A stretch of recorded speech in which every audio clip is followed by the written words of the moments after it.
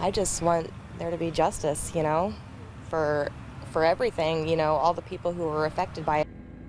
And tonight, a plea for justice for the victims of the Southside explosion as the first witnesses take the stand in the trial of the alleged ringleader. Both in the courtroom and back here at home, first responders and neighbors are reliving the painful memories of that night more than 2 years ago when an explosion killed 2 people and damaged dozens of homes in the Richmond Hill neighborhood. Our coverage begins tonight with the Night Beat's Rich Van Wyk, who is in South Bend covering the Mark Leonard trial. 11 of the 17 witnesses testifying today lived or still live in the Richmond Hill subdivision. There's a large map right next to the witness stand. When they're done testifying, they use a highlighter to color in where they live in that neighborhood. Jurors are beginning to see a neighborhood colored in yellow. Prosecutors are attempting to show the jury the size and the impact of the explosion.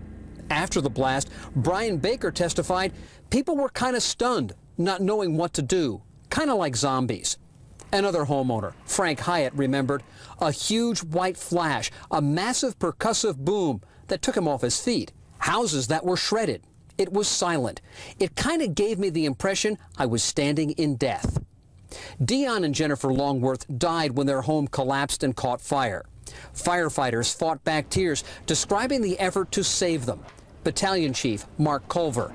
My guys were as close as we could get. The heat backed them off. The fire marched across too fast. People miles away heard and felt the horrific blast. Hundreds dialed 911.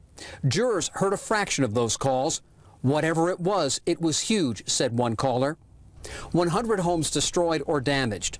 2 lives lost. Prosecutors say because Mark Leonard and 4 accomplices tried to destroy Monserrate Shirley's home to collect the insurance money. Even more Richmond Hill residents are expected to testify tomorrow. On average, they take about 10 minutes on the witness stand describing the explosion, what they did, the damage to their home, and the cost of a crime that occurred 2.5 years ago. In South Bend, Rich Van Wyk, Channel 13 Eyewitness News.